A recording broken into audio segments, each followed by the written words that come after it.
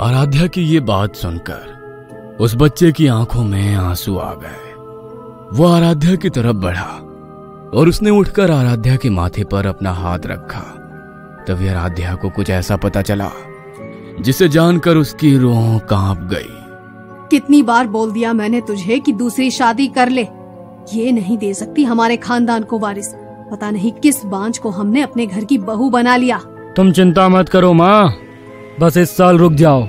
उसके बाद मैं इसे तलाक देकर दूसरी शादी करूंगा। इससे शादी करके तो मेरी जिंदगी ही बर्बाद हो गई। गायत्री बैनर्जी फैमिली की बड़ी बहू थी। उसकी शादी को 8 साल बीत चुके थे। हर इलाज करने के बाद भी उसे कोई संतान नहीं हुई और इसी वजह से कभी सास के ताने तो कभी पति की खरी खोटी बातें सुनकर उसका जीवन तो मानो अंदर ही अंदर खत्म हो गया था। एक बच्चे को जन्म ना दे पाने का इल्जाम सब उस पर हावी ही करते जा रहे थे और अब तो उसके पति ने शराब पीकर उसे मारना पीटना भी शुरू कर दिया था। बांझ कहीं की, मेरी जिंदगी बर्बाद कर दी तूने। आज तो मैं तुझे जिंदा नहीं छोड़ूंगा, मार डालूंगा तुझे। ये क्या कर रहे हो आप? छोड़ दो मुझे। श्याम ने कसकर गायत्री का गला दबा दिया। तभी उन दोनों के चीखने चिल्लाने की आवाज सुनकर घर के लोग वहां पर आ गए और जैसे तैसे गायत्री को श्याम से छुड़वाया। तेरा दिमाग तो खराब नहीं हो गया है? इसे मार कर खुद जेल जाना चाहता है क्या? ये मनहूस खुद तो मर जाएगी लेकिन तेरी जिंदगी खराब करके जाएगी। गायत्री की सास ने उसके बाल पकड़कर उसे जोर से धक्का दे दिया और फिर से वही ताने देकर उसे कमरे में बंद करके चली गई। अब यही जिंदगी चल रही थी गायत्री की। तभी कुछ दिनों बाद खबर सुनने को मिली कि गायत्री की देवरानी पेट से है और जब बड़ी बहू के होते हुए छोटी बहू पहले गर्भ से हो तो उसे मिलने वाले तानों की संख्या अब और भी बढ़ गई। वो जानती थी कि अगर उसने बच्चे को जन्म नहीं दिया तो उसका पति उसे तलाक दे देगा और उनके अलावा इस दुनिया में उसका कोई और नहीं था। माता पिता का देहांत तो उसकी शादी के कुछ समय बाद ही हो गया था और भाई बहन के नाम पर कोई नहीं था। जब डॉक्टरी इलाज से कुछ नहीं हुआ तो वो घर वालों से छिपकर एक सिद्ध तांत्रिक के पास गई। तेरी परेशानी मैं अच्छी तरह समझ रहा हूँ लेकिन मैं इसमें तेरी कोई मदद नहीं कर सकता। लेकिन एक साधना है जिसे अगर तू साध ले तो वो तेरी हर ख्वाहिश को पूरी करेगा। क्या साधना बाबा? तुझे कच्चा कलवा को साधना होगा। कच्चा कलवा? लेकिन ये क्या होता है बाबा? जिन बच्चों की मृत्यु 9 साल के अंतराल से पहले हो जाती है उन्हें कच्चा कलवा कहते हैं। उनकी साधना करके उनसे जो चाहे वो सब कुछ प्राप्त कर सकते हैं। मैं अपने बच्चे के लिए कुछ भी करने को तैयार हूँ बाबा। बताइए मुझे क्या करना होगा? जब छोटे बच्चों की मृत्यु हो जाती है तो उनके शव का अंतिम संस्कार नहीं किया जाता। उनके शरीर को मिट्टी में दफना दिया जाता है जिससे उनकी साधना की जाती है। तुझे उसी मिट्टी में दफनाए हुए बच्चे की आत्मा को साधना होगा। लेकिन कैसे बाबा? मेरे पास अभी तुझे कुछ समझाने का समय नहीं है। मैं जानता हूँ ये मेरे जीवन का आखिरी समय चल रहा है, इसलिए मैं ये साधना करने में तेरी कोई सहायता नहीं कर पाऊंगा। लेकिन इस तंत्र की किताब में कच्चा कलवा साधने की विधि लिखी है। उस विधि से तू उसकी साधना करना और उसे साध कर दुनिया की जो भी खुशी तुझे चाहिए वो उससे मांग लेना।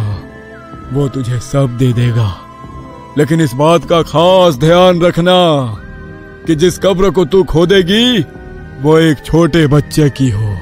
गायत्री के दिमाग में अब ये बात बैठ गई। अब वो हर दूसरे तीसरे दिन कब्रिस्तान के पास जाकर चक्कर लगाने लगती और देखती कि कहीं किसी ने अपने मरे हुए बच्चे को दफनाया है या नहीं। तभी एक दिन एक बच्चे की मृत्यु हुई और उसके घर वाले उसे दफना कर रोते हुए वहां से चले गए। गायत्री ने उसकी कब्र को ध्यान से देखा और जब कुछ दिन बाद उसके ससुराल वाले अपने रिश्तेदार के यहाँ शादी में गए तो उसने घर से एक मिट्टी का छोटा कलश और लाल रंग का कपड़ा लेकर खुद एक काला लिबास पहनकर रात के अंधेरे में शमशान घाट में दाखिल हुई। उसने उसी कब्र को खोदा और बच्चे के शरीर के बचे हुए कुछ टुकड़े, थोड़ी मिट्टी और कुछ हड्डियों को उस कलश में भर दिया और उस कलश को उस लाल कपड़े से बांध दिया। वो शमशान घाट में बैठकर कच्चा कलवा को साधने के लिए साधना करने लगी। उसने यज्ञ कुंड के पास रखे एक धारदार चाकू से अपनी हथेली पर एक चीरा लगाया और उसकी हथेली से बहकर खून जब यज्ञ कुंड में पड़ा तो आग की लपटें बहुत ऊपर तक उठी और उसे किसी बच्चे के रोने की आवाज सुनाई दी। बच्चे की रोने की आवाज सुनकर वह अचानक डर गई। तभी वहां पर रखा वो कलश जिसमें उसी मृत्यु बच्चे की हड्डियां और शरीर के टुकड़े थे अचानक हवा में उड़ने लगा और बच्चे के रोने की बहुत तेज चीख के साथ सब कुछ अचानक से शांत होकर वह कलश उसके पास आ गया।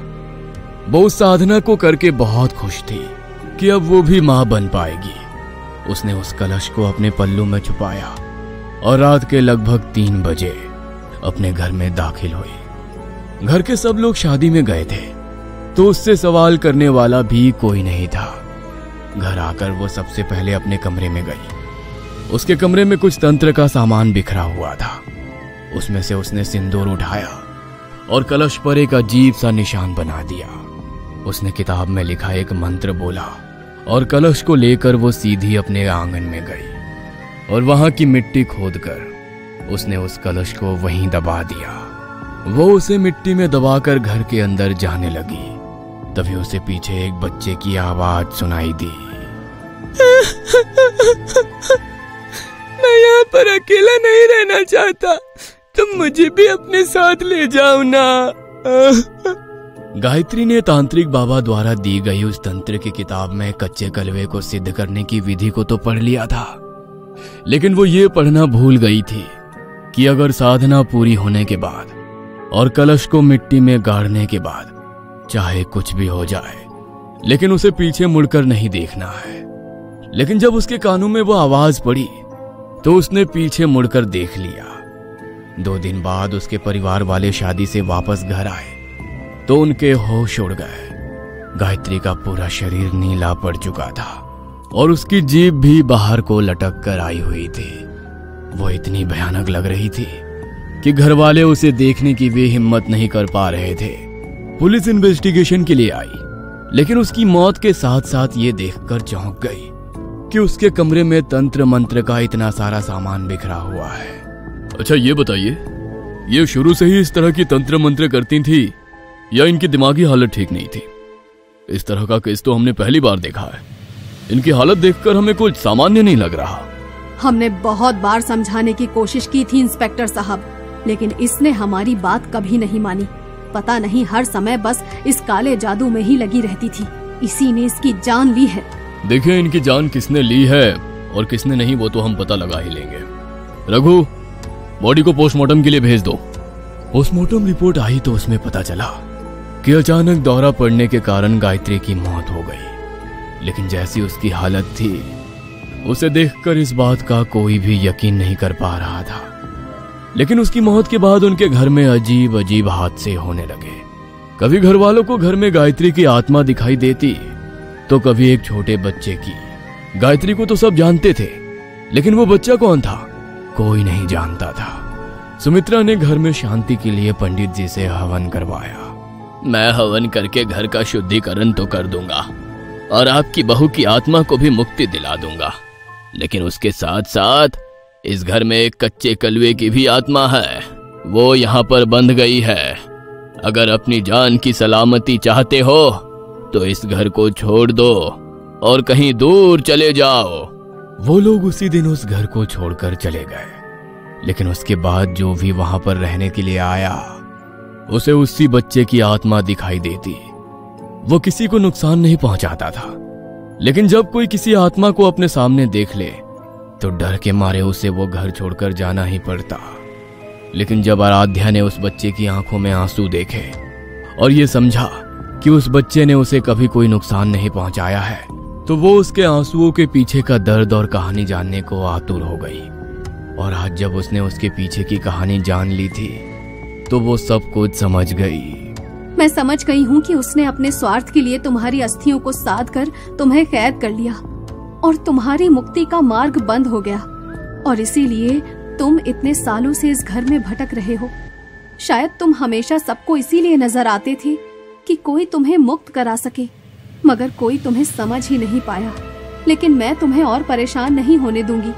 तुम मुक्ति के लिए तड़प रहे हो, मैं चाहती हूँ कि तुम्हारी मुक्ति हो और तुम फिर से इस दुनिया में एक बच्चे के रूप में जन्म लो। आराध्या अब उसकी कहानी जान चुकी थी और वो नहीं चाहती थी कि वो और सालों तक इसी तरह तड़पता रहे। उसने सब कुछ मोहित को बताया, लेकिन उसने फिर से उसकी बात पर विश्वास नहीं किया।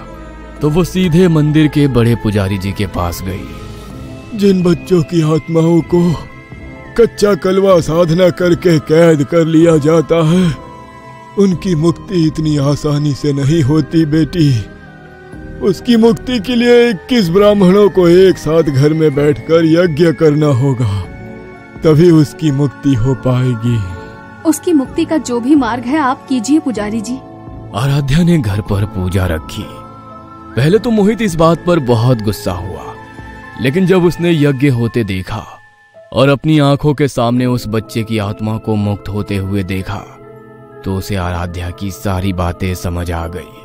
ब्राह्मणों ने आंगन में गड़े उस कलश को निकालकर उसे यज्ञ कुंड में प्रवाहित कर दिया। पूरे 21 ब्राह्मणों के कई घंटे तक किए गए यज्ञ के बाद उस बच्चे की आत्मा मुक्त हो गई। लेकिन जब वो मुक्त हो रहा था, तब उसने अपनी आंखों में आंसू भरकर आराध्या को देखते हुए एक बात कही। माँ, तुमने मुझे बहुत प्यार दिया। मैं तुमसे वादा करता हूँ, मुक्त होकर मैं तुम्हारे पास वापस जरूर लौटूंगा। आराध्या की आंखों में भी आंसू आ गए और वो एक रोशनी बनकर आकाश में कहीं ओझल हो गया। डॉक्टर ने तो ये कह दिया था कि आराध्या कभी मां नहीं बन सकती, लेकिन जिस दिन वो बच्चा मुक्त हुआ था, उसके ठीक 9 महीने बाद आराध्या ने अपने बेटे को जन्म दिया। वो समझ गई थी कि वही बच्चा लौटकर उसके पास आया है। उसके दुलार के लिए तरसता वो बच्चा अब उसकी गोद में खेलकर खिलखिला रहा था। और डॉक्टर भी आराध्या का ये मिरेकल केस देखकर हैरान थे, लेकिन इसके पीछे की सच्चाई तो सिर्फ आराध्या ही जानती थी। ये कहानी आपको अच्छी लगी हो तो हमें सब्सक्राइब करें, हमारा इंस्टाग्राम और फेसबुक पेज जरूर फॉलो करें। और हाँ दोस्तों, सब्सक्राइब करना भूलना मत।